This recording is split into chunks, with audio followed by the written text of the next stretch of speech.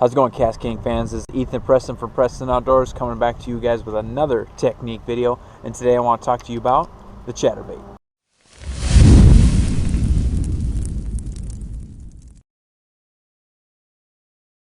If you haven't already, you can check out my spinnerbait video I made for KastKing. But chatterbait and spinnerbait for me kind of go hand in hand.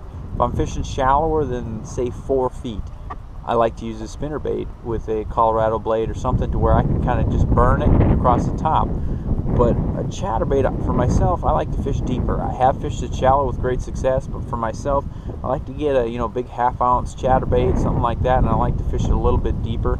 Today, it's not going to be 10, 15 feet deep with the chatterbait. We're sitting here in fall, and the water temperature's about in the low 60s, something like that. I'm trying to find some deeper fish to see if they are super shallow or if they're a little bit off deeper before they come shallow.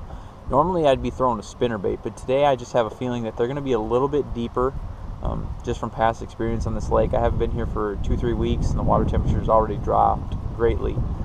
So today what I'm going to be throwing this on is a KastKing. This is a 7-1 medium heavy G2 rod. I got this with a Royale Legend baitcasting reel and 20-pound FluoroKote fluorocarbon. Most of the time I'm going to be fishing a chatterbait around vegetation. I have fished around docks, but I have a few other lures that I like to fish around docks more than, say, a chatterbait. But again, you can go with a medium heavy action rod like I have here, even a heavy action rod or an extra heavy, whatever you prefer. I prefer a medium heavy to heavy action rod. With a medium heavy you get a little bit more whip because I'll be throwing around these weeds, and when it hits a weed or whatever, I like to just kind of crack it, just kind of pop it, and when that makes that chatterbait dart off to the side. Today with the chatterbait I'm using, it has a very, very straight up and down blade. It's not bent back like some other ones. It's very straight up and down, which gives it a good wobble. And when I crack it, or if I reel real quick with that Royale Legend rod or reel, all it's going to be doing is going to be swimming, and all of a sudden it darts way off to the side, and then I slow it down and it'll come back here. So when I'm fishing around vegetation, I like to get it in the vegetation, let it hit the bottom, reel it up, and if you feel that softness in the vegetation, just crack it. It's a reaction style bait for me around these fish, because when you crack it, that bait's going to dart off to the side, and if there's a fish looking at it, he may not be hungry, but when he sees that and it darts off to the side, he's like, oh, I got to eat it, and he reacts. Reaction style baits, the best way I had it explained to me is, if I was to take a tennis ball and throw it at you, your reaction is to dodge it, catch it, move out of the way. That's the same way with these baits when I'm throwing reaction style baits. I'm throwing it at the fish and they're going to react. So let's see if we can find some. And a lot of times when I'm talking about colors, this is representing a bluegill, because in the lake there's a great population of bluegill.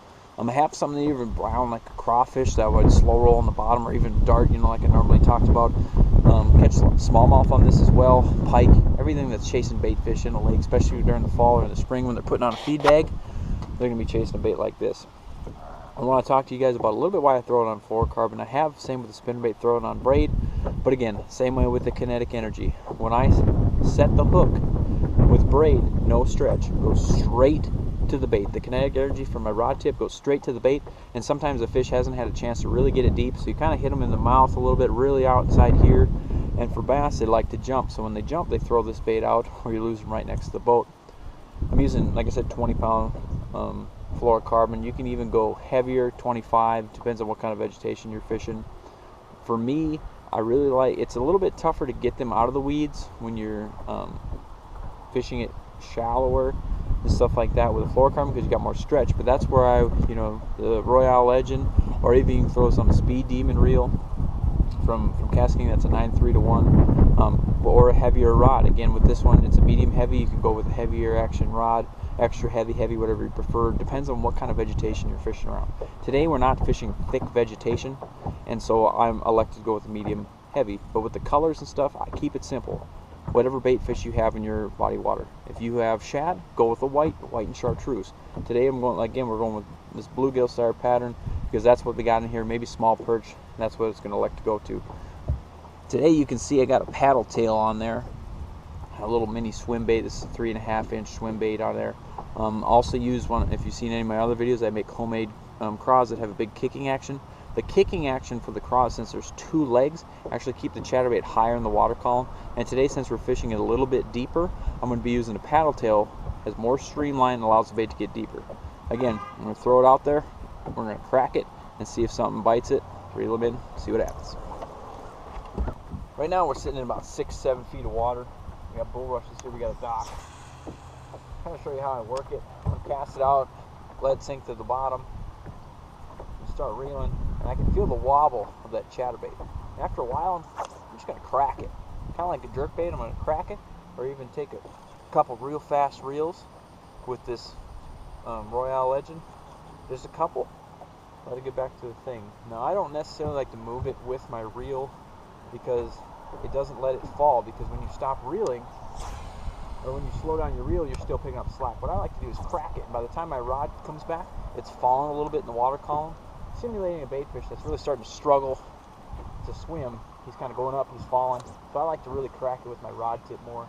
Again, it pulls it through the weeds, but it also gives it that darting action like it's a wounded fish.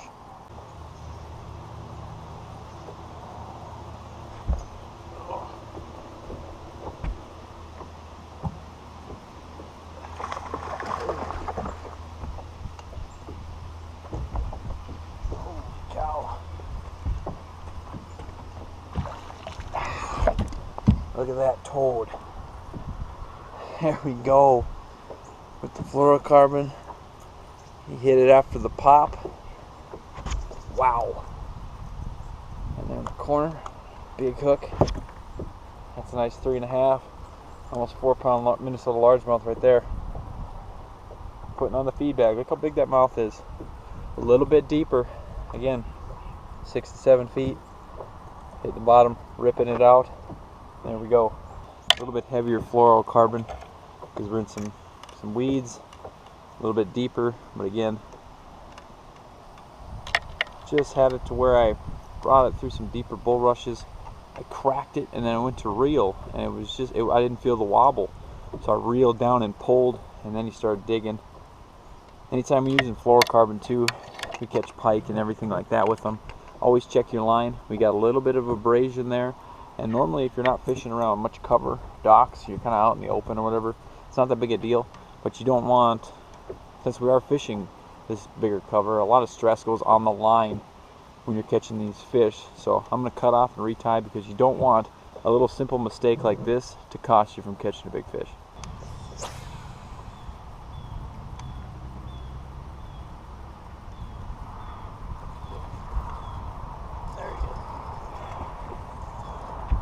Put it right on that edge. Just cracked it right away.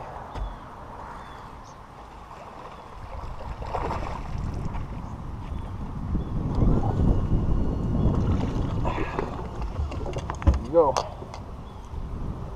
Deeper bulrushes here. Nice thing about them right now in the falls, when they break over, you can actually throw over the whole bed. And that one was next to the taller ones. I thought I actually threw it on top of the weeds, so as soon as it hit, let it fall, and I cracked it, and I went to reel, and line was running into the bulrushes. So nice Minnesota largemouth here. Big green color, like I said, they're putting on the feed bag. Put it back. So I want to thank you guys for watching. Again, this is another technique video from Ethen Preston at Preston Outdoors. If you guys haven't already, go check out KastKing on all their social medias, Facebook, Instagram. Obviously, you're checking this one on the YouTube channel. If you haven't already, I'd appreciate it if you guys go check out my social medias as well.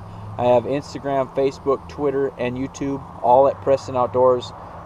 I do a lot of technique videos, bass fishing, walleye fishing, all kinds of stuff, hunting as well. So if you guys go ahead and check me out, that'd be awesome. Again, links for all this gear will be in the description below, and I want to thank you guys for watching. Tune in next time.